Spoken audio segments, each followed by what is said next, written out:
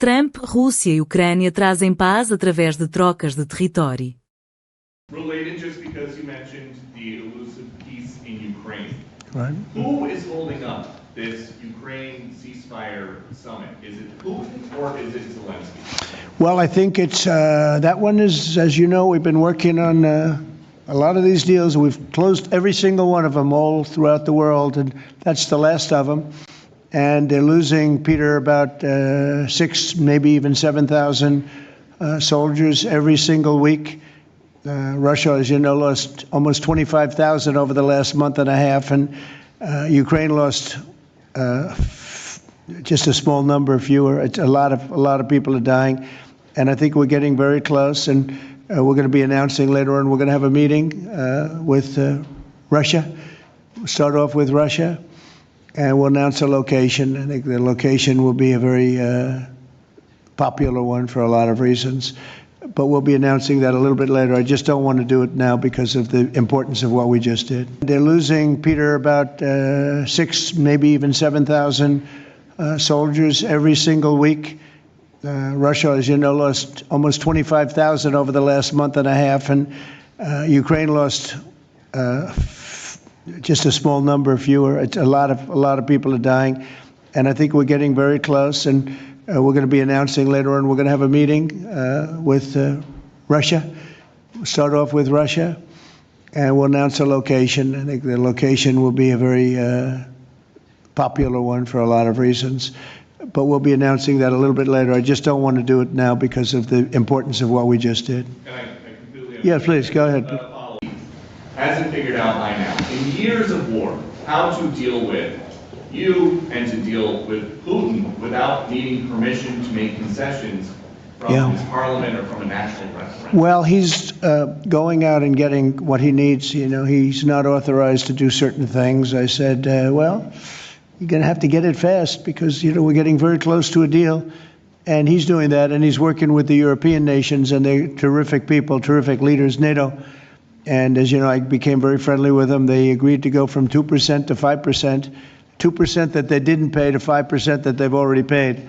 It's trillions of dollars. So, you know, we're working together very closely. But no, in all fairness to President Zelensky, he's getting everything he needs to assuming we get something done. But Mr. President, with this meeting with Putin, is this Russia's last chance to achieve peace? And do you expect Ukraine to make any type of territorial concession? Yeah, I don't like using the term last chance. Look, it's, you know, look, this is two very, very smart people. They've been going at it and their predecessors also very smart. And they've been going at it for 35 years. It's tough. And, you know, when those guns start going off, it's awfully tough to get them to stop. It really does. It's a war that should have never happened. It would have never happened if I were president. There was no reason for it. So many people are killed, so much cultural destruction. You look at those magnificent towers, the most beautiful in the world. You know, the spires were considered the most beautiful in the world. They're all in a million pieces, laying on the ground, all obliterated, knocked into a million pieces. So sad. But millions of people have died. And very, very much set in their ways. A lot of people were set in their ways, but I think we're getting close. The European Union has been great. As you know, they're purchasing equipment from us. They have a lot of money, and they're spending a lot of money on buying equipment. We're not spending money, but we are supplying them equipment. They're paying for it. And I think, you know, that a lot of things happened recently that would make this go forward. I'm not going to mention anything having to do with India, but maybe that had an impact. But what really had an impact was NATO has stepped up in terms of their spending on buying military equipment. You know, we're in for probably through Biden and his people, $350 billion. $350 billion. When they hear these numbers, you're saying that's a lot of money. $350 billion the United States has spent on that. It should have spent nothing because it should have never happened. It would have never happened. And Europe is in for over $100 billion, which is, it should be the opposite if we were in for anything, but it should be the opposite. And I will say that Europe wants to see peace. The European leaders want to see peace. President Putin, I believe, wants to see peace, and Zelensky wants to see peace. Now, President Zelensky has to get all of his everything he needs, because he's going to have to get ready to sign something.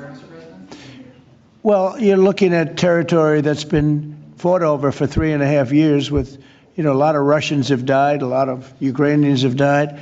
So we're looking at that, but we're actually looking to get some back and some swapping. It's complicated. It's actually nothing easy. It's very complicated, but we're going to get some back. We're going to get some switched. There'll be some swapping of territories to the betterment of both.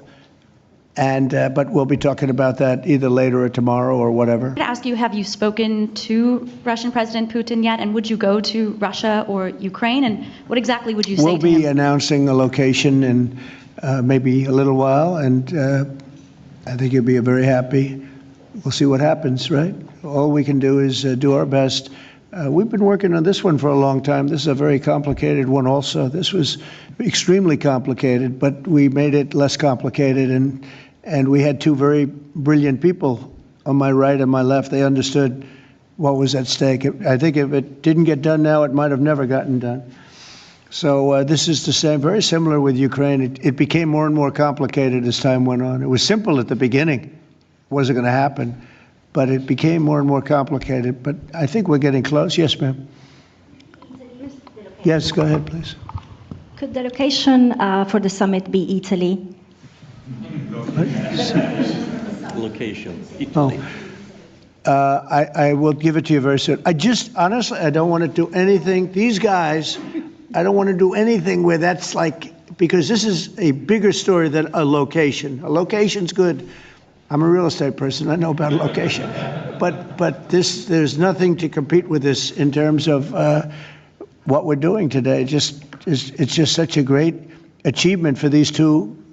Really, they'll go down as great leaders for what they did. I put them together, but what they have been able, and I don't want to do anything. So we'll talk about it later. Today, we'll give you a location today. And what about the war on the cartels, too? You were talking about sending military forces to fight against the drug cartels in Latin America. Do you think it's worth sending our forces, our U.S. forces there to take this on? Cartels where? Central Latin America. Well, Latin America's got a lot of cartels. They've got a lot of drugs flowing. So, we want to protect our country. We have to protect our country. We haven't been doing it for 4 years. And we love this country like they love their countries. We have to protect our country. So, we're playing a tough game, but we'll have more to say about that soon. Yes, ma'am. Mr. President, I'm Musala from Azerbaijan News Agency Report. So we are grateful to be here. Today you host a truly historic meeting. As a person who values diplomacy and global interaction, do you consider the possibility to visiting Azerbaijan? Actually, you mentioned Azerbaijan and Armenia after this meeting. Well, To visit our countries, do you consider to visit? Wow. which one do I consider better? Yes. Oh, I think if I ever said that you would say this guy couldn't have solved the problem.